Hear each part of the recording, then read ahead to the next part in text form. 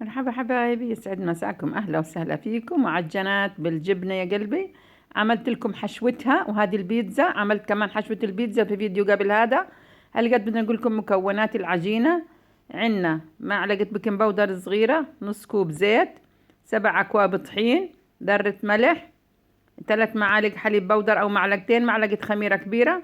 هانا 7 أكواب طحين، بنحط عليهم معلقتين حليب بودر، بنحط عليهم الملح. عند اوريكم الملح بايدي كيف، يعني هاي شوية الملح، يعني 7 أكواب مقدار كيلو يا بنات.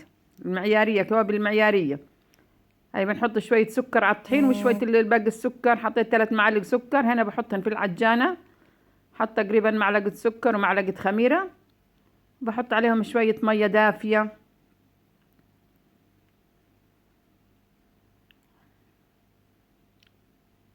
وبخليهم بحركهم شوي، بخليهم يتفاعلوا شوي. بعدين بنكمل باقي المقادير. انا بدي العجينه يا بنت تكون طريه، وحتى لو كانت بتكون بتلزق افضل.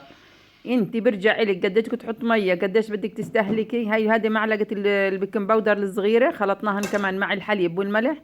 خلطنا الشغلات الجافه كلها مع بعض. هاي الخميره كويس تفاعلت، بنحط هالقيت نص الكوب الزيت. عندنا بياض بيضه،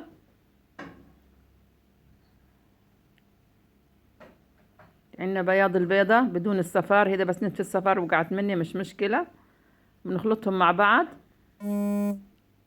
وبنزيد شوية مية. بتصير تزيد المية انتي. اول اشي بدي احط كاستين، والمقدار الاولي من الخميرة يمكن كاستين ونص او كاستين يعني بالاحرى. هلقيت بنزل الطحين شوي شوي.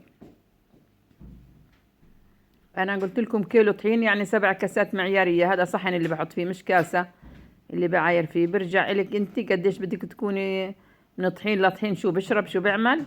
ما تحط يعني المية كلها مرة واحدة، بالتدريج. انا بدي اياها تكون طرية، وانا قلت لكم بديها تكون حتى لو كانت بتلزق تعطينا نتائج للبيتزا ممتازة. ما بحب الحبة اللي تكون هيك واقفة زي الخشبة، رغبة البيتزا او الخبز لازم تكون هيك طرية. انت تمسكيها تلاقيها هيك ترخي منك. بنزيد الطحين شوي شوي، اذا عزنا مية بنحط، ما عزناش بكون خير وبركة. المقادير المية حسب الحاجة انت على طحينك اللي بتشتغلي فيه.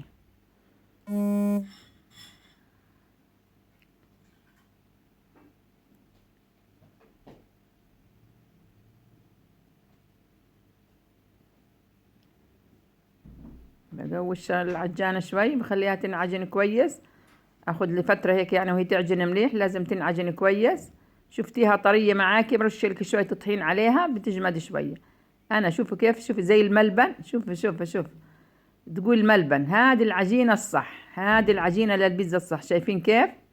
لازم تكون بهالشكل زي الملبن. بدك اياها اجمد برجع لك انت، ما تضطريها قد ما زي انا ما طريتها. برجع لك يا حبيبتي، بدنا نتركها يا خمرت. شايفين؟ بقولت لكم حتى لو لزقت بايدي ما مشكلة، انا حتى لو لزقت مش مشكلة. هلقيت بفرغها من الهواء وبقطعها عشان ابلش نشتغل فيها. الحجم اللي بدك اياه، الشكل اللي بدك اياه، برجع لك. برش شوية طحين في الصينية، وبقطع العجين عليه. أول شي بدي أسوي معجنات الجبنة وبعدين البيتزا. طبعا هذا بدها تكون الحبة صغيرة مش زي حبة البيتزا. هدول قطع صغيرة. شايفين كيف بتلزق بإيدي؟ أنا بدي إياها تلزق بإيدي يا بنات. أنا بدي إياها تلزق بإيدي.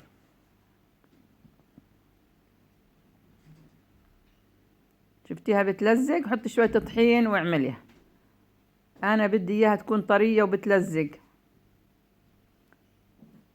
لأنه عجنت عجينة البيتزا والعجينة هذه نفس العجينة عملتهم، لأنه أنا بدي عجينة البيتزا تكون طرية. بسكر الجنب من هنا، بطبقه على بعض وبسكره عشان ما تفتح مني. زي ما قلت لكم الحشوات انا نزلتهم في فيديو قبل هذا. حشوة البيتزا، حشوة الجبنة، ايش مكوناتها. تاخذ الشكل اللي بدك اياه. بامكانك تسكريها، بامكانك تسكريها وبعدين تعملي هيك فيها شقح بالسكينة بس تخمر. انا طلعت اخذت الشكل هذا، حطيت ورقة زبدة بقى على الصينية. شايفين؟ برقها، وزي ما قلت لكم باخذ عن الجنب من هنا والجنب من هنا. وباخد الشكل وبريحها كويس، تكون مفتوحة هيك بتبين انه فيها جبنة. ما بدكيش تبين ممكنك تسكريها الشكل اللي بدك اياه. اهم اشي هنا نتفة حليب. انا قلت لليلى حط نتفة حليب، ليلى كترت الحليب شوية مع صفار البيضة، مش مشكلة، بس عشان هذا نمسك عليها نتفة السمسم او نتفة حبة البركة اللي بدها تحط عليها. حتى لو دهنتيها بزيت بصير، حتى لو دهنتيها بمية لحال بصير، مش ضروري الحليب والبيض. حتى لو بمية وحطيتي معاه نتفة قطر هيك بتعطيكي لمعة كمان اكتر، عشان يمسك عليها اللي هو حبة البركة. احنا حطينا صفار البيضة وشوية حليب.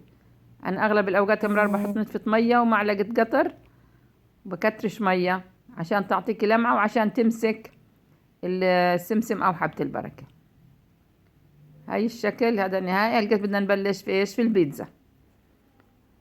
شايفين البيتزا كيف العجينة طرية وارتاحت وخمرت؟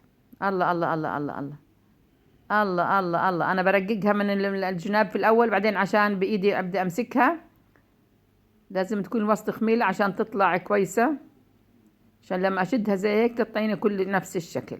ما بخليها رقيقة كلها من اول قد بعضها، عشان اذا مسكتها وعنطلها هيك بالصينية حتصير رقيقة من النص. بنحط الصلصة.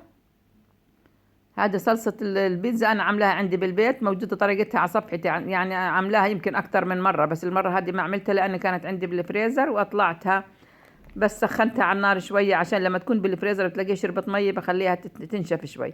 تحت الحشوة بحط نتفة جبنة، ما بكتر، والجبنة بس أخبزها. بحط الجبنة اللي على الوجه بس أخبزها وتتحمر من تحت، بدي أرفعها لفوق بطلعها برش الجبنة وبرجعها. يعني مش من أول أنا بحط الجبنة على الوجه. هذه الجبنة حطها تحت عشان تتماسك اللي هي الحشوة فيها، ولما اقطعها بقطعة البيتزا ما تتحرك من بعضها. بلشنا نخبز يا حبايبي. الله الله الله. شايفين العجينة كيف؟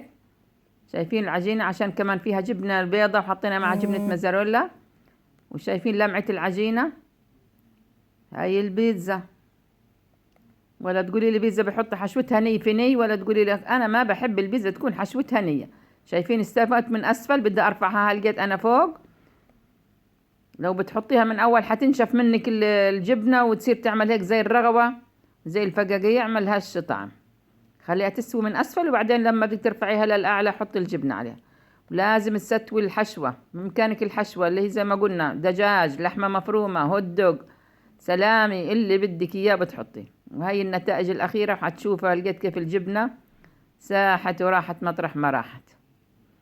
الله الله الله الله الله الله الله الله الله الله الله. ايش الحلاوة هذه يا ام محمد؟ شايفين البيتزا بدها تتاكل هي وساخنة، برد